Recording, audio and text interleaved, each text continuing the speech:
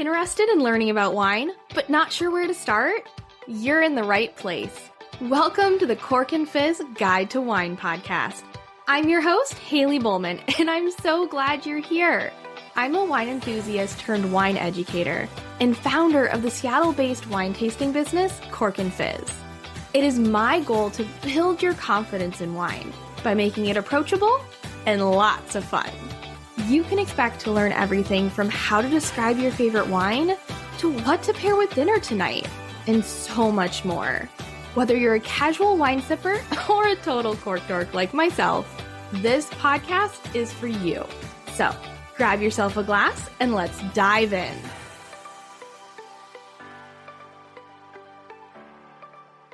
Hello and welcome back. If you heard my last podcast, you'll know that the very first tasting that I ever hosted, even before Cork and Fizz was a thing, was about Chilean wines. So if you haven't listened to that, go check it out. But I'll give you a little TLDR story there. So I had been hosting this wine club with friends for probably about 2 years when the pandemic hit. And before, it was always we'd pick a theme and everybody would bring a bottle of wine to try. And then we'd taste them all, kind of talk about our tasting notes on them. What did we like? What didn't we like? And then we'd pick a winner at the end. Now, when the pandemic hit, we decided it wasn't safe anymore to meet in person, but I was determined to make something happen. So I decided that I would host a virtual tasting. And so I went out, I bought 6 Chilean wines, poured them all into little small serving sizes into little plastic cups, got a little carrier for the plastic cups, and then dropped off those 6 samples at everybody's door of my friends here in Seattle, and hosted my first ever virtual tasting. And I absolutely loved it. It was essentially the start of what then became Cork and Fizz.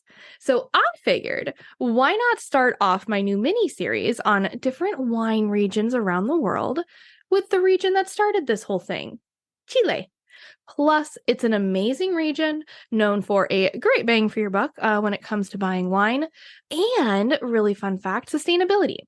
I also think they have a super cool history, but I think I'm a little bit of a wine history nerd, so you'll have to listen to it anyway because I want to talk about it, but it'll be fun. So the plan for the podcast here today, we're going to talk about the history of Chilean wine. We're going to hit on an economic revolution that had a really big impact in Chile and the Chilean wine industry. We'll talk about the geography and climate, aka our fancy French word terroir. And then I'm going to share 5 different wines, varietals to try from Chile. And then we'll finish with some fun facts. Just, why not? All right, let's do this. So the first European vines, which make the wines that we're used to drinking today, were planted in the mid-16th century in Chile. And they were planted by Spanish missionaries and conquistadors. Why, you might ask? Well, they needed to be able to drink some wine, right? Missionaries for religious reasons, and conquistadors for other reasons. And the wine that they tried to transport with them spoiled. So they had to make it themselves. One of the most important grapes that they brought to Chile was this grape called Listan Prieto. And this grape was actually first brought from the Old World, Spain. Remember, Old World is like anywhere in Europe, to the New World, just everywhere else. It was first brought from Old World Spain to New World, Mexico. And it would form the foundation of the entire wine industry in the Americas. It was taken across the Atlantic to South America by missionaries. It's known as Mission in North America. Yeah, see the connection there? It's grown primarily in Mexico and California.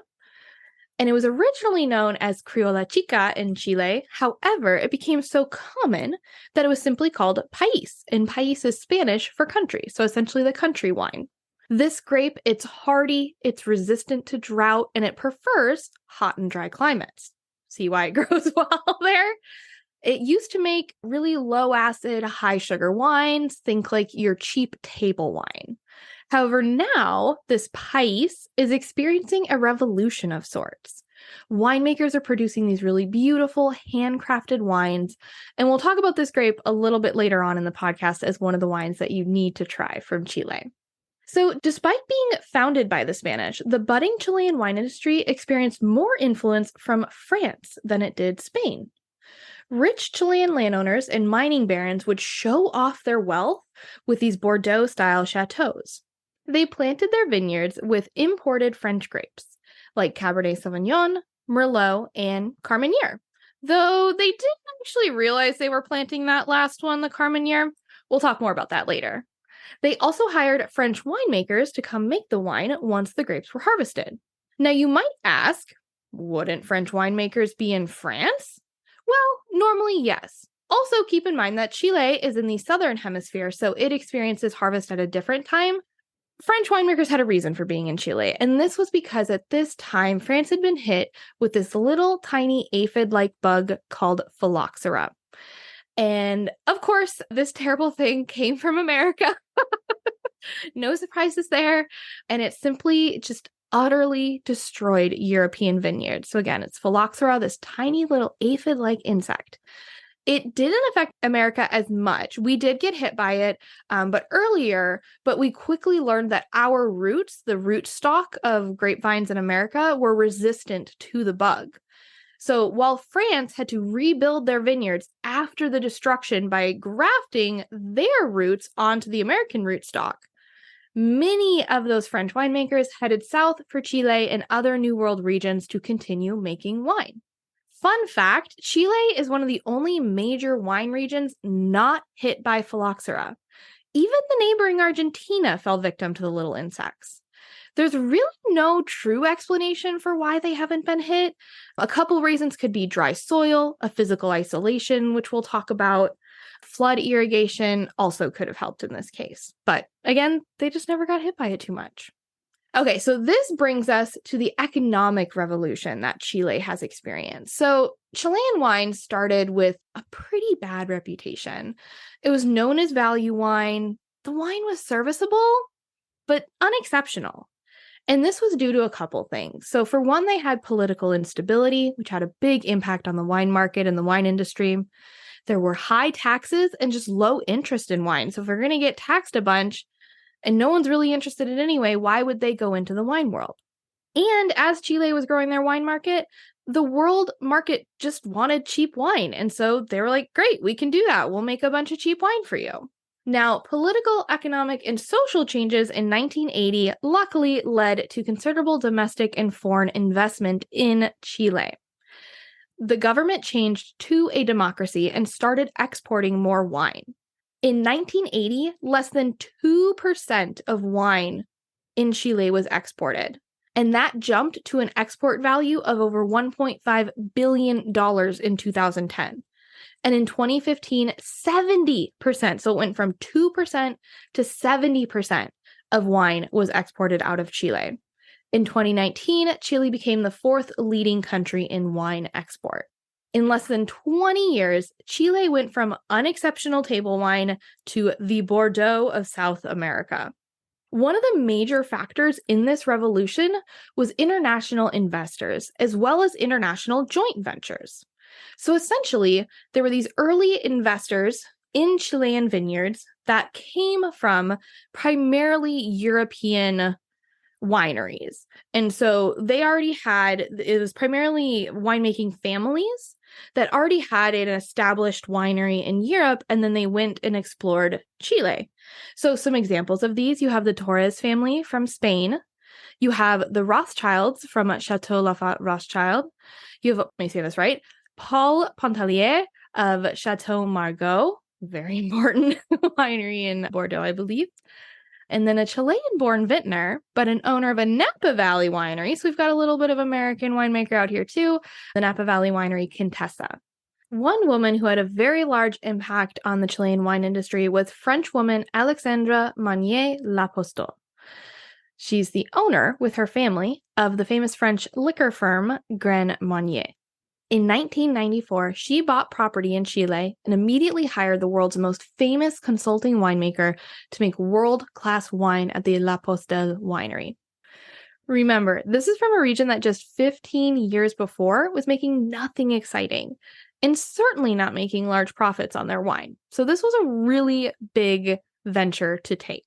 And at this time, you've also got joint ventures happening. One of Chile's historic grand wine firms, Errázuriz, partnered with California's Robert Mondavi winery to create a Bordeaux-style wine that sold for $55 in 1998.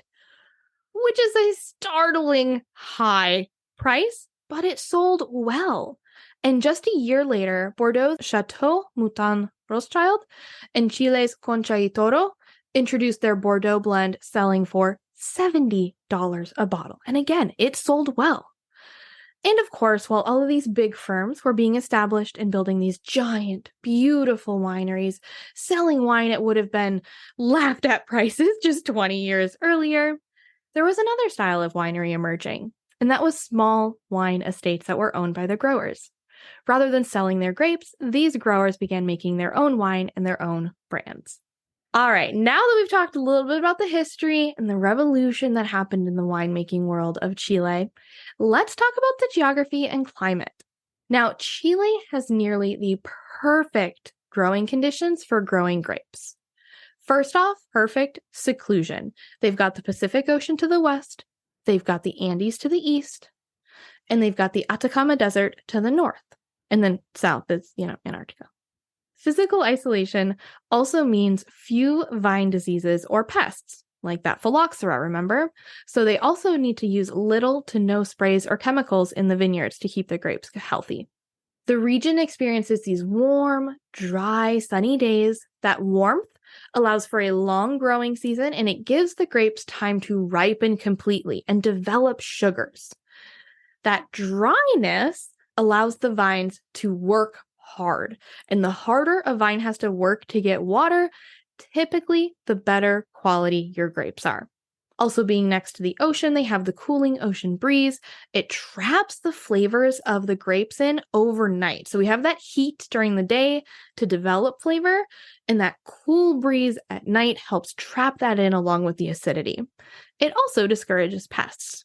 The only major challenge for Chilean quality wine growers is sometimes an overabundance of water. Now, it's primarily dry, I did say that. However, they have snow melting from the Andes, and it's transported to the vineyards through numerous rivers and canals. This is great for growers who want huge crops and bland wine to be sold at a cheap rate, but for quality growers, they tend to use controlled drip irrigation or even watering by hand to avoid the overwatering. Now, Chile's wine region is made up of 5 major denominaciones de origen, essentially 5 major regions. They have the Atacama and Coquimbo in the north. These both have a desert-like climate. You have the Aconcagua and Valle Central. They're in the middle. That's central, right? Kind of makes sense. These are the most popular wine regions, making today's best wines. Aconcagua is a little more coastal, so it's a little bit cooler, and there's a lot more avant-garde, unique wineries popping up in that area. Then you have the southern region, and this is going to be your coolest climate. Now, most of Chile's wines come from the Valle Central, or Central Valley region. This area is fairly flat, and it lies between the Andes and the coastal mountain ranges. This central area of the valley is incredibly fertile. So there's an abundance of crops grown there. However, grapes prefer less fertile. Remember, they want to work hard. So you'll find the vineyards on the more granite soil hugging the hillsides. This Valle Central can be broken down into 5 major sub-valleys. So I'm going to list them from north to south. Starting in the north, you have Maipo. This is the oldest region. It's right up against the city limits of Santiago, the capital of Chile. And because of this, many wineries are headquartered here. So if you're visiting Chile, you might notice a lot of wineries around here, even if their vineyards aren't necessarily in this region, the Maipo region. Do you ever feel like you're stuck in a rut, doing the same old thing day in and day out?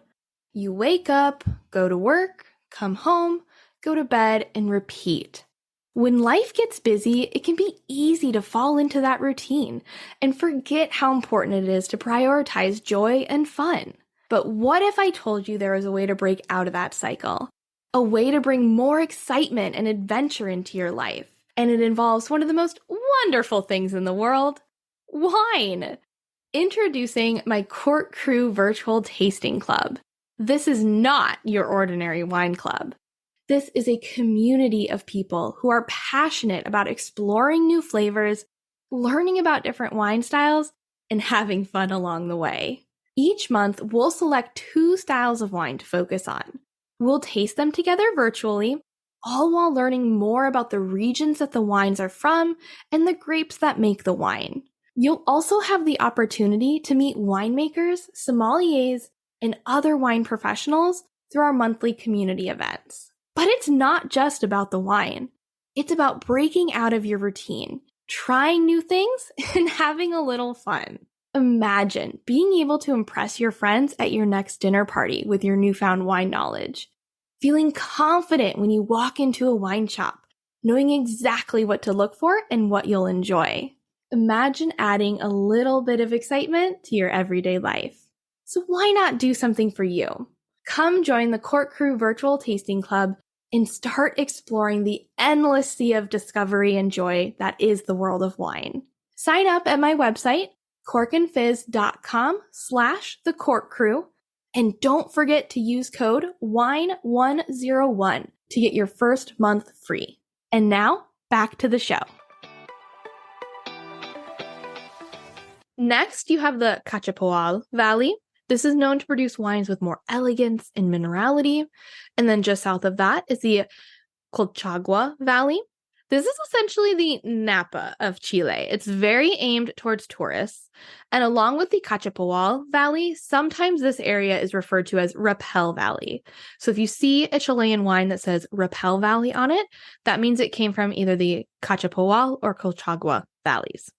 Heading further south, we have Curico. This has both red and white varieties planted, though it's best known for its Chardonnay. And finally, we have Male at the very south region of the sub-valley of Valley Central. This sub-valley has retained lots of old plantings of Pais. Remember us talking about that old grape? However, it's gradually being replaced by other varieties, but luckily we have some winemakers that really care about this grape and are protecting those vineyards. All right, we've talked about the history, we've talked about the revolution, and we've talked about the geography and climate. I think it's time to start talking about the actual wine from Chile. And here are 5 varieties or styles of wine that you should try from Chile. So we're going to start it off with a grape we've already mentioned, and that is Pais. So as I mentioned before, Pais is believed to be one of the first grapes that was brought to Chile by the Spanish. It wasn't imported directly from Spain, but from neighboring Peru, where it was introduced a few decades earlier. It's made its way across Argentina and finally to Chile. The majority of Pais in the world is in Chile. So they have about 9,000 hectares of Pais in Chile, only about 200 in Argentina, where again it's called Criolla Chica, and about 400 hectares in California, where it's called Mission. This grape can be found in the southern regions of Chile. So again, that Male Valley and Central Valley, or in the Valley Central. And then you can also find it in the Itata and Biobío valleys in the southern region. So that's just below the Central Valley. Common flavors that you can find in a Pais. You've got the herbaceous sage, a very unique cured meat flavor. Don't let that turn you away. It's fun. It's different, but very fun to find in a wine. And then you've got some good cherry notes along with this black licorice. The wines tend to be medium-bodied. So again, body is the weight of the wine. How heavy does it feel? So about a medium body. It's got medium plus tannin. Tannin are those things that make your mouth feel dry or like makes your gums stick to your cheeks. Essentially is how I describe it. So medium plus tannin. So there's a decent amount of that. And then lower acidity and alcohol. Some similar wines here would be a Pinot Noir, especially Old World Pinot Noir from France. So Pinot Noir will have similar flavors, but less of that grippy tannin. And then if you've ever had a Carignan, Carignan will have similar flavors as well, but it'll pack more of a fruity punch. All right, so that's your first grape to try. That is Pais. So look for Pais. It's Pais on a bottle of Chilean wine. Our next grape we're going to talk about is Carmenere. And I mentioned before that Carmenere was brought down to Chile by French winemakers escaping phylloxera. However, they didn't realize it at the time. They thought they were bringing down Merlot. Now, they did bring down Merlot, but they also brought down Carmenere. When you look at the leaves of the grape closely enough, you can spot a couple differences between Carmenere and Merlot. However, they're very similar. So similar that it wasn't until 1994, nearly 145 years after it was brought over, when French ampelographer fancy word that means like botanist for grapes. A French amplographer identified the Carmenere vines. And he did this in the vineyards of Viña Carmen. And Viña Carmen is a pretty big Chilean winery. And you can find a lot of their wines. I've picked up a lot of their wines at Total Wine, so they definitely distribute out there. And this winery was the very first to produce a single varietal Carmenere from Chile. And then you're probably wondering, like, didn't the grapes seem kind of different? Like, didn't they taste different? Like, sure, their leaves were kind of the same, but these had to have tasted different. And they did. Before the sampleographer determined that it was a different grape, Chilean winemakers did notice a couple differences between the actual Merlot and this Carmenere that they were calling Merlot. One of the major differences was that it ripened much later. So they would, the regular Merlot would be ready to pick, and this other Merlot would not. So they just started calling it the other Merlot, and then they would just mix it in with the actual Merlot and just go, oh, yep, we're good. We're good. But luckily for us, they did make this mistake and bring over Carmenere, and this mistake ended up saving that variety from extinction. About 96% of Carmenere grapes are grown in Chile. So again, this grape varietal was popular in Bordeaux until phylloxera hit. It didn't graft well to the American vines, and that's something they needed to do to be able to get past this little tiny bug. So it's mainly found in Chile now. Common flavors here, you're going to get some fruity plum and raspberry. You're going to have that vegetal bell pepper note, but it's a little bit more of like a grilled bell pepper, along with a nice little sweet vanilla. And when I say sweet, again, it doesn't mean the wine is sweet. It just means that flavor comes across as sweet. It's going to be medium bodied with medium tannin, medium plus acidity. So we're getting kind of up there. It's got a little tartness to it, and then medium plus alcohol as well. So it's got a little bit of a kick. Some similar wines, if you've never had it before, think about a Cabernet Franc. So Cabernet Franc will have similar raspberry and bell pepper flavors, but a little less alcohol. And the bell pepper flavor in Cabernet Franc is a little more fresh versus the bell pepper in Carmenere is going to be, again, more like that grilled, sweeter version. And then a Sangiovese is also very similar. So if you've ever had a Chianti from Italy, that was made with Sangiovese. And Sangiovese has a similar structure to Carmenere, but without that green pepper. Okay, next wine to try from Chile is a familiar one, I think, to most of us, and that is Sauvignon Blanc. So Chilean Sauvignon Blanc tends to be zesty and bold. It has common flavors of salinity, so think like salty, lime, bell pepper, and grapefruit. It's got a light to medium bodied, high acidity, typical for a Sauvignon Blanc, and lower alcohol. If we're going to compare it to kind of more popular styles of Sauvignon Blanc, I would say it's not quite as pungent. And I mean that in the best way, I promise, as a New Zealand Sauvignon Blanc, but it's fruitier than a Sancerre from France, which tends to be a little more mineral acid forward. And so our Chilean ones tend to have a lot of citrus in them. So similar wines here would be an Albarino. Albarino is a Spanish white wine, has that similar salty, ocean-esque flavor. And then also a Vermentino, which is an Italian wine, has a lot of citrus and high acidity, but not as much of the saltiness and green pepper flavors. All right, so we've talked about Pais, Carmenere, and Sauvignon Blanc. Now we should probably talk about the biggest grape grown in Chile, huh? I can't leave this one out. So that would be Cabernet Sauvignon, along with Bordeaux blends. So I'm going to count Bordeaux blends in this category. Whenever you hear Bordeaux blend, this essentially means a wine blend that is made of grapes that are grown in Bordeaux. So it doesn't actually mean it is from Bordeaux. It just means it's like a Bordeaux style blend. So it's going to use similar grapes to those in Bordeaux, but in Chile. So Cabernet is the star of Chile. In fact, every one of 3 bottles of wine produced in Chile is a Cabernet Sauvignon. They tend to produce a lighter colored, less tannic style of Cabernet Sauvignon with lots of fruity flavors like black cherry and plum, balanced out with a little more earthy flavors of, again, that smoked bell pepper comes up, mint, and graphite. Now, like I said, Cabernet Sauvignon is also used to make those Bordeaux-style blends. So they're also going to use grapes like Merlot, Carmenere, Petit Verdot, Malbec, and sometimes Syrah, though I don't think Syrah is a Bordeaux grape, which is okay. We're in Chile. They can do whatever they want. They don't have strict rules. So these Bordeaux style blends, these are often some of the finest wines in Chile. They're often labeled with made up names. This probably sounds silly, but typically when you see a bottle of wine, there's 3 different ways that it's labeled. It's either labeled by the region that it comes from, the name of the grape, or a name that the winemaker decided to call the wine. And that's what we call a made up name. These Bordeaux style wines have a richer style than a single varietal Cabernet Sauvignon, and they have a little bit more of those savory accents like olive and pepper to them. Okay, last varietal that I would recommend you try from Chile is going to be connected to a podcast I did a couple weeks ago, and that is Chardonnay. All right, we got to keep trying those Chardonnays. We got to keep giving them a chance. So in the 90s, Chardonnay was actually the leading white grape in Chile. And this was mainly due to the high demand for inexpensive Chardonnay from the 2 top exported countries, and that would be US and Great Britain. But don't worry, today, far more care is put into these Chardonnays that are coming out of Chile, and they're really quite nice.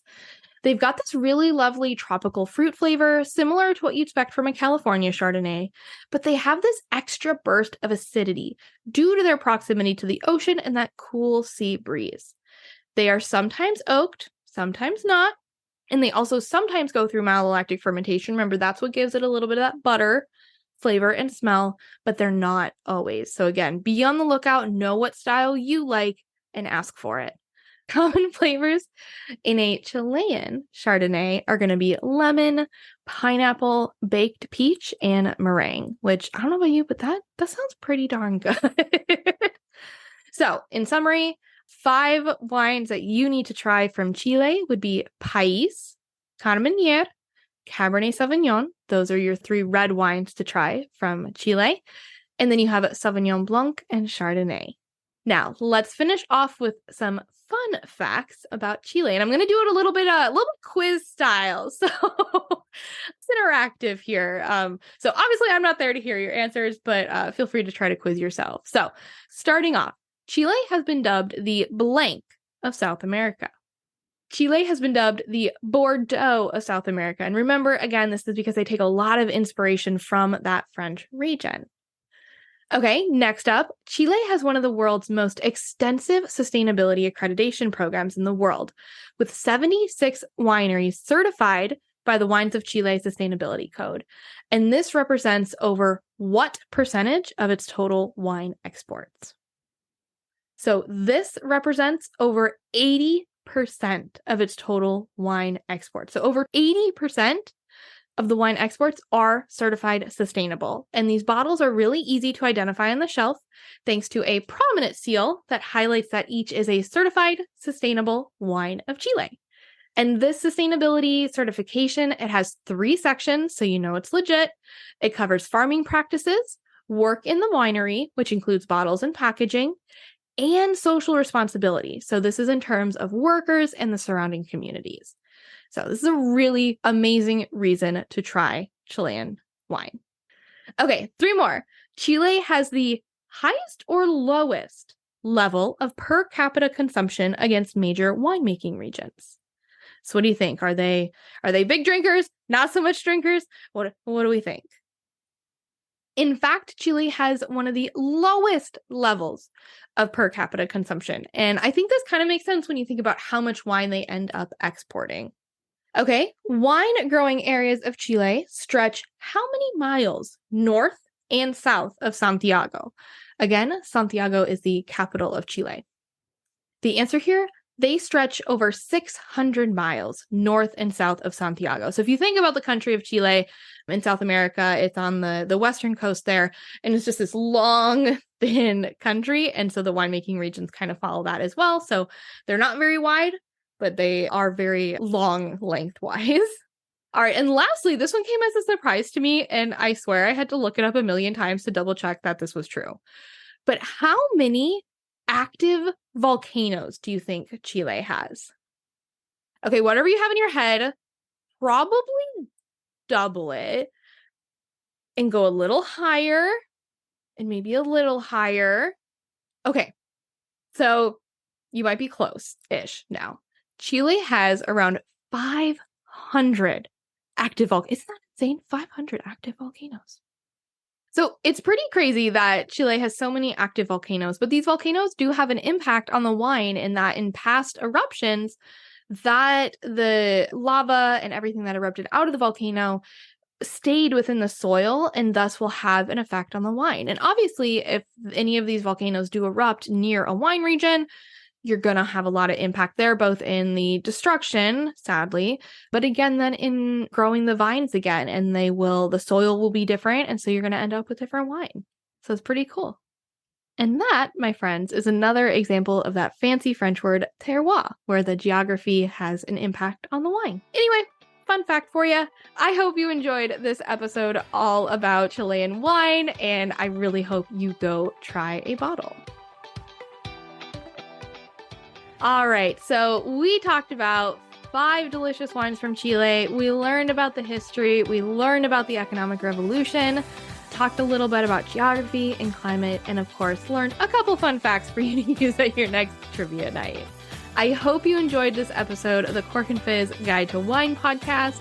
If you loved it as much as I did, I would so appreciate it if you could take a quick second to rate it and leave a review. And don't forget to subscribe so you never miss an episode. I release a new episode every Wednesday. In next week's episode, we'll be learning about hybrid grapes. Yes, hybrid grapes. And no, it's not like the car. And how a winemaker near my hometown in Wisconsin is making delicious wines from them in such a cold climate. Thank you again for listening. And if you want to learn more about wine, come follow me at Cork and Fizz on Instagram. And to try more wines outside of your comfort zone, like these Chilean wines, be sure to sign up for my virtual tasting club, The Cork Crew. Use code WINE101 to get your first month absolutely free. I would love to have you. Cheers!